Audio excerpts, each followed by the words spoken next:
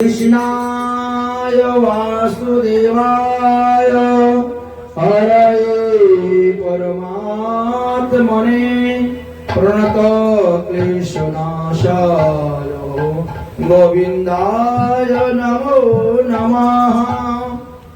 परमहंस शिरोमणि सुखदेव गोस्वामी पाद আসন্ন মৃত্যুগ্রস্ত পরীক্ষিতের সভাতে গিয়ে যেভাবে শ্রীমদ্ ভাগবত সপ্তাহ যজ্ঞের অনুষ্ঠান করেছিলেন, সেই ক্রম অনুসারে আজ হলো তাহার পঞ্চম দিবস।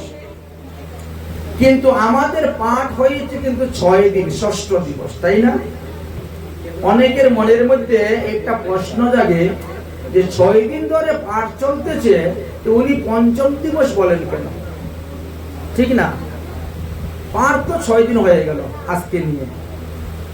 আমি বলেছি কি, পরমহংস শিরোমণি সুখদেব গোস্বামী পাদ যেভাবে পরীক্ষিতের সভাতে গিয়ে ভাগবত পাঠ করেছিলেন, সেই ক্রম অনুসারে পঞ্চম দিবস। তার মানেটা কি? পরীক্ষিতকে 8 দিনে ভাগবত পাঠ শোনান নাই, কারণ 8 দিন তার পরমায়ু ছিল না। তার পরমায়ু ছিল মাত্র 7 দিন। 7 দিনের ভাগবত পাঠ শ্রবণ করিয়েছেন। তাহলে প্রথম দিনের ভাগবত পাঠ শুনিয়েছেন বরাহ অবতার পর্যন্ত।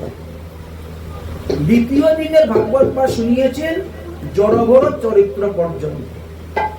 তৃতীয় দিনের ভাগবত পাঠ শুনিয়েছেন নরসিংহ অবতার, হিরণ্যকশিপু বধ। চতুর্থ দিনের ভাগবত পাঠ শুনিয়েছেন শ্রীকৃষ্ণের জন্মলীলা পর্যন্ত। আর পঞ্চম দিবসের ভাগবত পাঠ নন্দ উৎসব হইতে রুক্মিণী হরণ পর্যন্ত। ষষ্ঠ দিবসের ভাগবত পাঠ হলো শ্রীকৃষ্ণ রুক্মিণীর বিবাহ থেকে আরম্ভ করে একেবারে নবযুগেন্দ্র সংবাদ পর্যন্ত। আর সপ্তম দিবসের ভাগবত পাঠ একেবারে সম্পূর্ণ দ্বাদশ স্কন্ধ। তাহলে 7 দিনে শুনিয়েছেন। তো তিনার ক্রম অনুসারে কিন্তু আজ আমাদের 5 দিন, আর আমরা যে করতেছি সেই অনুসারে 6 দিন। তার পিছনে কিছু কারণ আছে। দেখো, আমরা যদি ইচ্ছা করি না, একদিন এই সমস্ত ভাগবত পাঠ করতে পারি। 7 জন পণ্ডিত, 8 জন পণ্ডিত বসিয়ে দিই। 7 দিনে যে পাঠ করতেছি 7 জন পণ্ডিত বলে তো একদিনই শেষ। 7 জন পণ্ডিতকে যদি আমরা এক লাইনে বসিয়ে দেই আর এইভাবে ভাগ দেই, আপনি এই দিনেরটা এইটুক, আপনি ওইটুক পাঠ করবেন, একদিনই হয়ে যাবে। তো এক দিবসে যদি সম্পূর্ণ কেউ ভাগবত পাঠ করে, তবে তিনি হরির প্রেম ভক্তি প্রাপ্ত হন। আচ্ছা, 2 দিনে যদি কেউ ভাগবত, মনে করে 7 জন পণ্ডিত পাওয়া যাচ্ছে না, আমি 4 জন পণ্ডিত কোন রকম সংগ্রহ করেছি, তাহলে আমি 2 দিনে ভাগবত পাঠ দিব। 2 দিনে যদি কেউ ভাগবত পাঠ দেন, তাহলে তিনি যুগসিদ্ধি লাভ করতে পারবেন, চিত্তবৃত্তি লাভ করতে পারবেন। যদি কেউ মনে করে তাও পাওয়া যাচ্ছে না, তাহলে আমি 2 জন বক্তা পেয়েছি বা 3 জন পেয়েছি, আমি 3 দিনে ভাগবত পূর্ণ করব। 3 দিনে যদি কেউ সম্পূর্ণ ভাগবত পূর্ণ করেন, তবে তিনি মোক্ষ প্রাপ্তি হইবেন, সংসার বন্ধন থেকে মুক্ত হইবেন। যদি তাও না পাওয়া যায়, আরো পণ্ডিতের সংখ্যা কম, তাহলে আমি 4 দিনে ভাগবত পাঠ দিব। 4 দিনে যদি আপনি ভাগবত পাঠ দেন, আপনার সংকট নিবারণ হইবে, নানা প্রকার কামনা বাসনা সিদ্ধি হইবে, সর্বপ্রকার পাপ থেকে মুক্ত হইবে এবং স্বধর্ম আপনি প্রাপ্তি হইবেন। আচ্ছা, এখন কথা হলো, আমি তাও পারলাম না, আমি এখন 5 দিনে ভাগবত পাঠ দিব। 5 দিনে যদি আপনি ভাগবত পাঠ দেন, তাহলে সকল প্রকার কামনা সিদ্ধি হয়। 6 দিনে যদি আপনি সম্পূর্ণ ভাগবত পাঠ দেন, তাহলে আপনি ধন প্রাপ্ত হইবেন, ধন বৃদ্ধি হইবে, আপনার নানা রকম উৎপাদ গুলা শান্তি হইবে। হরি বল, হরি বল। 6 দিন। এখন বললেন যে 7 দিন। 7 দিনে যদি ভাগবত পাঠ দেওয়া যায়, তাহলে নিষ্কাম ভক্তি লাভ করা যায়। 7 দিনের ভাগবতের দ্বারা প্রেম ভক্তি লাভ করা যায়। 7 দিনের ভাগবতের পাঠের দ্বারা ভগবত প্রাপ্তি হয়। 7 দিনের ভাগবত পাঠের দ্বারা মোক্ষ প্রাপ্তি হয়। 7 দিনের ভাগবত পাঠের দ্বারা ভগবত প্রীতি নাশ হয়, বিঘ্ন নাশ হয়, ধন প্রাপ্তি হয়।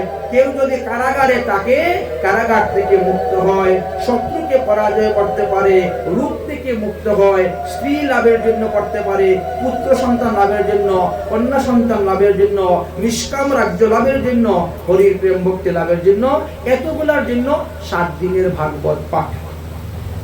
এবার আসলাম 8 দিনের ভাগবত পাঠ। যেহেতু আমরা 8 দিনে ভাগবত পাঠ করতেছি, 8 দিনে সম্পূর্ণ ভাগবত পাঠ করলে কি হয়? প্রথম নম্বরে দরিদ্রতা নাশ হয়, দরিদ্রতা বিনাশ হয়। দ্বিতীয় নম্বরে রূপ থেকে, পুরানো বিভিন্ন রূপ থেকে মুক্তি লাভ পাওয়া যায়। তৃতীয়ত ভূত প্রেত আদি অপদেবতা হইতে ভয় নিবৃত্তি হয়। আর চতুর্থ অকাল মৃত্যু থেকে বাঁচা যায়। যদি কারো কপালে অকাল মৃত্যু আদি থাকে, বা গ্রহ দোষ, বা গ্রহর বিভিন্ন অনেকের জন্মচক্রে গ্রহ দোষ আদি থাকে, সেই অকাল দোষ থেকে বাঁচা যায়। 9 দিনের ভাগবত যদি কেউ সম্পূর্ণ করেন, তাহলে তিনিও মোক্ষ প্রাপ্তি হইতে পারবেন, পুত্র সন্তান কন্যা সন্তান আদি লাভ করতে পারবেন। 10 দিনেও যদি কেউ সম্পূর্ণ ভাগবত পাঠ করেন, তথাপিও তিনি ভগবত জ্ঞান লাভ করতে পারবেন। 11 দিনে যদি কেউ সম্পূর্ণ ভাগবত পাঠ করেন, তবে তার মনোকামনা সিদ্ধি হইবে। 12 দিনে যদি কেউ সম্পূর্ণ ভাগবত পাঠ করতে পারেন, তাহলে তিনি শান্তি লাভ করতে পারবেন। 13 দিনে যদি কেউ সম্পূর্ণ ভাগবত পাঠ করতে পারে, তাহলে সমস্ত ঋণ থেকে তিনি মুক্ত হয়ে যাবেন। 14 দিনে যদি কেউ ভাগবত পাঠ করে, তিনি অপ্রাপ্য বস্তু প্রাপ্ত হবেন, আপদ বিপদ থেকে মুক্তি লইবেন। 15 দিনে যদি কেউ ভাগবত পাঠ করে, তার কামনা সিদ্ধি হইবে। 16 দিনে যদি কেউ ভাগবত পাঠ করে, তার সমস্ত বাধা নিবৃত্ত হইবে। এইভাবে করতে করতে 1 মাস, 2 মাস, 3 মাস, 6 মাস, 1 বছর পর্যন্ত বিধান দেওয়া আছে। 1 বছর পর্যন্ত বিধান দেওয়া আছে। এখন কথা হলো, আপনার সামর্থ্য অনুসারে আপনি ইচ্ছা করলে 1 দিনও পাঠ দিতে পারেন, আর ইচ্ছা করলে 1 বছরও পাঠ চালাতে পারেন।